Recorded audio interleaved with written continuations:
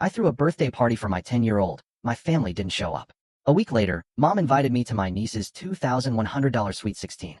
I sent $1 with congratulations. Then changed the locks. 2 days later, the police knocked on my door. It's incredible, isn't it? How one utterly callous message, one perfectly timed photo, can shatter years of quiet sacrifice and leave you standing in your own backyard, realizing your entire family sees you as nothing more than a glorified ATM and personal assistant. The truth hit me that day like a cold, hard slap to the face, and it all started with a birthday party for my 10-year-old son, Leo. My name's Evan. I'm 33, a single dad. I fix networks for a living, but what I really do is make lists. I know where every single dollar goes, the exact price of milk at 3 different stores, even which one restocks juice boxes on Tuesdays. My son, Leo, he's my entire world. He loves Lego, hates olives, and genuinely thinks I'm a wizard because I can untangle cords without swearing. We live in a small rental with a struggling backyard and a grill I pulled from the curb. My family, my mom, my sister Courtney, my brother Nate, they live 20 minutes away. In my head, that distance always meant we were close. I was so wrong. Leo's 10th birthday started with so much hope. Blue streamers, a Costco sheet cake with Leo level 10 in pixel font.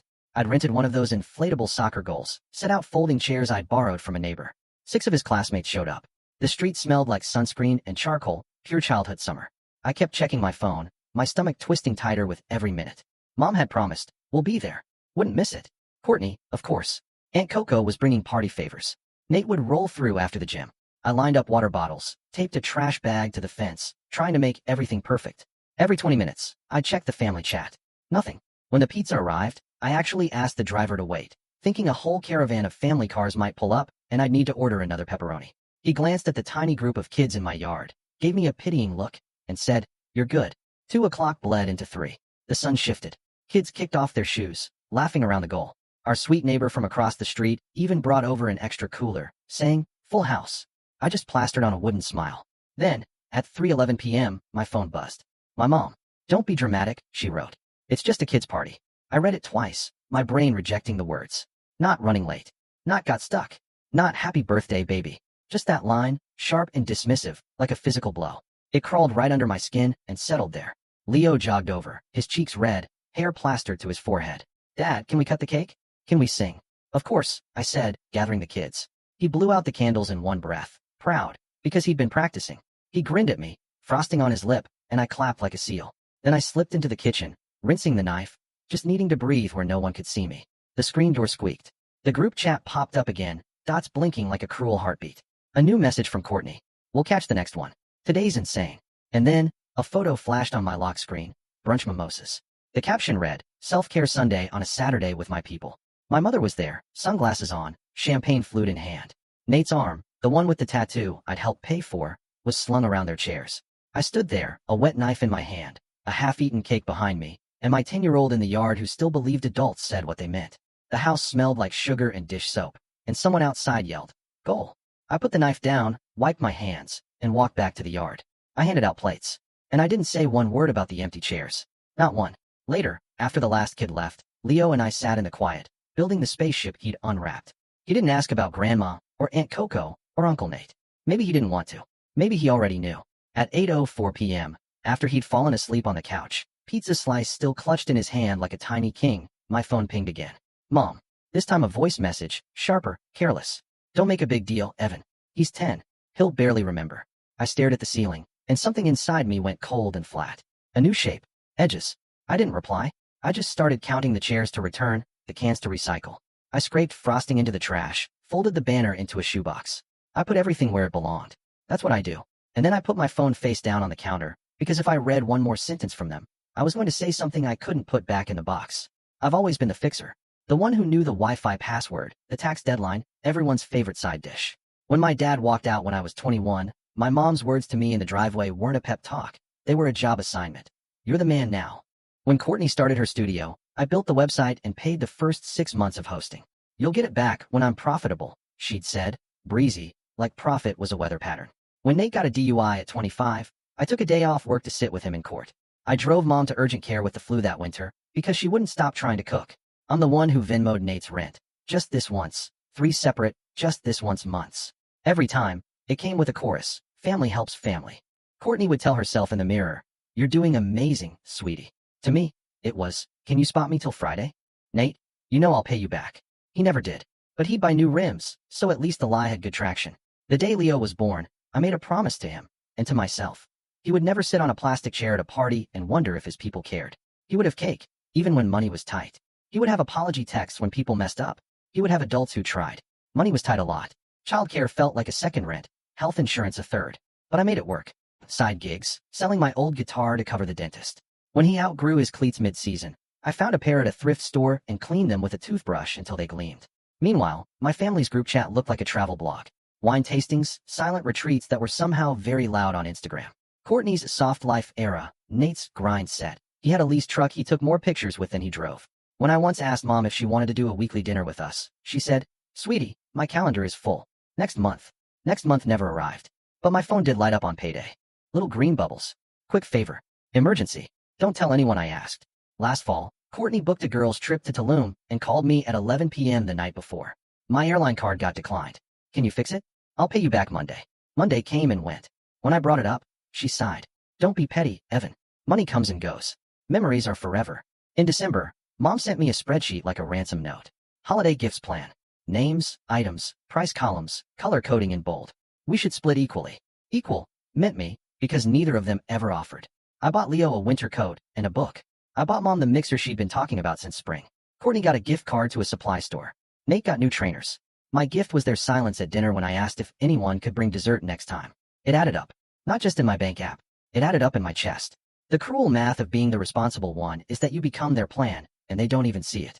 2 days after Leo's party, I woke up to a new message in the family chat. All caps, exclamation marks, glitter emojis from Mom. Very important.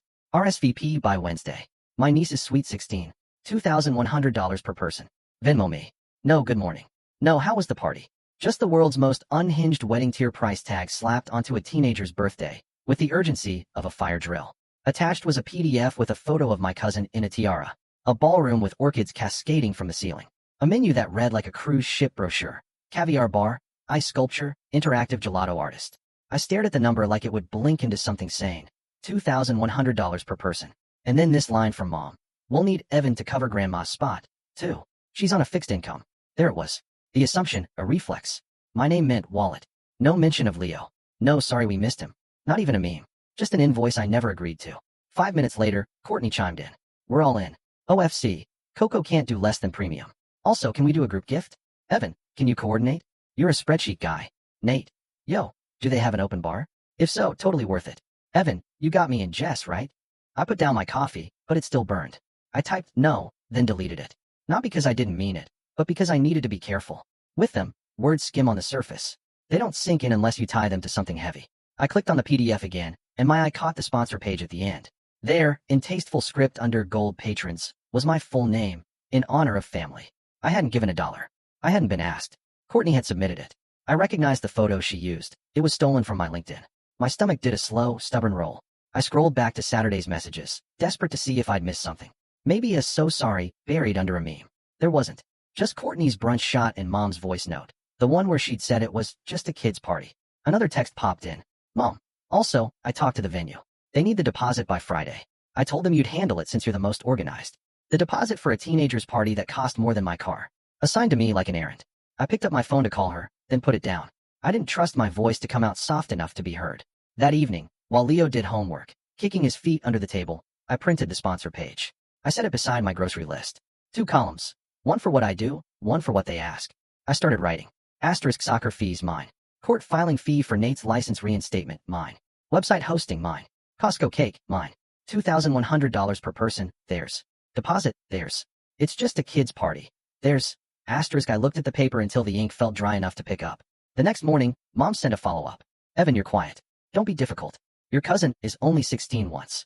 Everything inside me that had melted a little for years started to cool and harden. Not anger like fire, but anger like ice. Clear, solid, deciding. There's always a small moment before the big one. For me, it was grabbing my keyring and noticing my house key was still the old brass one. Mom had a copy. Courtney had borrowed it last month for an errand and never returned it. I looked at that key and realized my boundaries were made of soft metal, too. That afternoon, I stopped by the hardware store.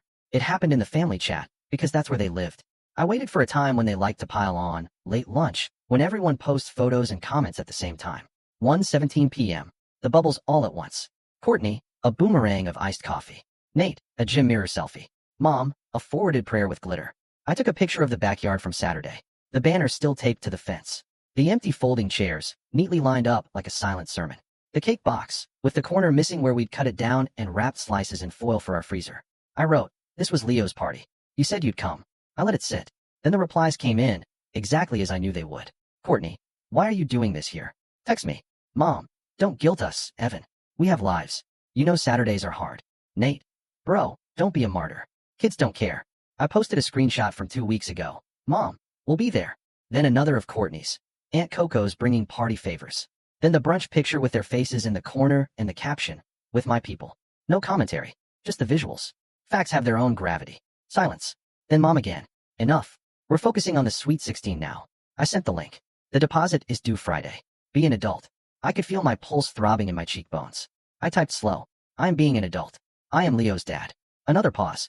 Courtney answered with the text equivalent of a hair flip. Don't make everything about your kid. I stared at those words until they blurred.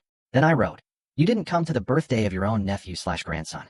A week later, you sent me a bill for $2,100 per person for a teenager I see twice a year. You put my name as a sponsor without asking. You told a venue I'd pay a deposit. You said I was difficult when I didn't answer fast enough. Here's my answer. I paused, took a breath. No. I hit send. Before they could swarm, I opened Venmo, found Mom, and sent her $1. The note, congratulations. That was it. No paragraph, $1, one sentence. A mirror held up to the absurd. Then I changed the locks. The hardware store guy had already cut the keys. It took 10 minutes. The deadbolt turned smooth for the first time in years. When the new knob clicked shut, I felt a small click in my chest, too, like a safe door closing on something valuable. I went through my phone and blocked numbers. Not forever, not out of cruelty, but because I knew what was coming. The flood, the how dare you, the after everything we've done, the you're tearing the family apart. I needed quiet to hold the line. So I held it. At dinner, Leo asked for more broccoli and told me a joke about a banana in a library. He didn't know his dad had just flipped a switch that would change our lives. Maybe he didn't need to know yet. What he needed was a dad who didn't flinch. By 8 p.m., the messages were bouncing off the wall I'd built. The last one landed before the block. Mom, you will regret this. Don't forget who raised you. I set my phone face down and took out the trash. The next day, Courtney posted a story, a glitter countdown sticker for the Sweet 16. 10 days. Gold patrons, we see you. My name glowed under it. The comments cheered. So generous. Family goals. I pulled up the venue page and sent a formal email. Remove my name from all materials immediately. I did not authorize sponsorship. I attached screenshots, receipts. I CC'd a person with manager under their signature. Then I sent Mom and Courtney the same email from a new address they didn't have, just so they'd read it through corporate fear. I slept hard for the first time in a long time. The kind of sleep that doesn't listen for footsteps. 2 days later, at 7:42 a.m., there was a knock at the door. Not casual, firm. I looked through the peephole and saw 2 officers. Morning, the taller officer said. He looked like a man who'd seen a lot of dumb domestic storms. What kind of call? I kept my voice even. Leo was still in pajamas, watching a cartoon, half an eye and half an ear on the door. Family member reported concerns. Said you were making threats. Said you had their property. Asked for a welfare check for a minor at this address. There it was. 3 birds with 1 stone. Paint me unstable, accuse me of theft, and weaponize concern for my own child. Efficient. Come in, I said, opening the door enough to show a clean living room, a kid on the couch, a bowl of cereal. We're fine. The officer stepped inside and did the polite skin people do when they don't want to look like they're scanning. The shorter one nodded at Leo. Hey, buddy. Leo waved with his spoon. Hi. Can we talk in the kitchen? I asked. We moved a few feet. I kept the doorway in my peripheral vision. Years of being the responsible one makes you host, even when you're being inspected. This is about my mother and my sister, I said. They didn't come to my son's birthday. They asked me to pay thousands for a cousin's party. I said no. I changed my locks. They don't like that word. The taller one covered a twitch of a smile. That tracks. They also put my name as a sponsor for the event without consent. I emailed the venue to remove it. I have screenshots. I slid my phone across the counter with the folder open. Photos, chats, the Venmo dollar with the congratulations note, the venue email, the sponsor page. The officer scrolled. Evidence stacks well when you live inside receipts. Any weapons in the house? He asked, because he had to ask it. Only butter knives, I said, and these Lego swords. He smirked. Any court orders? Custody stuff? No, Leo's with me. His mom isn't in the picture. We're okay. He glanced toward the living room. You okay, buddy? Leo gave a solemn thumbs up. Property, the shorter one added, glancing at his notes. I blinked. What property? He read. Caller stated he was holding a family heirloom necklace and wouldn't return it. His eyebrows ticked, and I saw it land for him, too. The nonsense of it. The only necklaces in this house are made of macaroni, I said. If she means the spare house key, I changed the locks yesterday. I can give you the old one if that makes this cleaner. We all looked at the key on the counter like it was a prop in a bad play. The officers stepped to the side, exchanged a look, then squared back to me. Here's the deal, the taller one said. We've seen this a lot. Family gets used to a thing. Money, access, free labor. Someone changes the terms. Panic. They call us. We make sure nobody's in danger. Then we go write a report that says, no danger. That would be great, I said, and felt my shoulders drop an inch. Do you want to log anything on your side? The shorter one asked. Yes. I pulled up the email to the venue and my written request to remove my name. I also want something on record that they put my name down for a financial commitment without my consent and that I've asked them in writing to stop. Good, he said. Paper trails help. Keep saving everything. If anyone shows up here and won't leave, call us. Don't engage. They left me a card and walked out into the daylight. I stood at the door with that feeling you get after a flu breaks. Weak and clear at the same time. 10 minutes later, my new email pinged. The venue's manager replied. We have removed your name from all printed and digital materials. We apologize for the oversight. I exhaled, one thread cut clean. At noon, my aunt, Mom's older sister, who floats in and out like a reasonable ghost, texted from an unknown number. I heard what happened. I'm sorry. They're furious. Courtney's screaming about a ruined vision. Your mother is calling you ungrateful because she can't call you something worse. For what it's worth, I think you did the right thing. I didn't do anything. I typed. I stopped doing things. She sent a sad smile emoji. The only time I've ever liked one. The next 48 hours were a study in how a system tries to reboot. Courtney posted a long caption about toxic energy and people who can't be happy for others. She didn't use my name. She didn't need to. Her friends piled in with hearts and, you're a queen. The comments smelled like hairspray and denial. Nate texted from a new number. Jesus, man. Mom's crying. Can you just pay the deposit and we'll square up after? We're family. I blocked it. Mom left a voicemail on the landline I never use. This is your mother. You're not well. Family doesn't do this. You embarrassed us.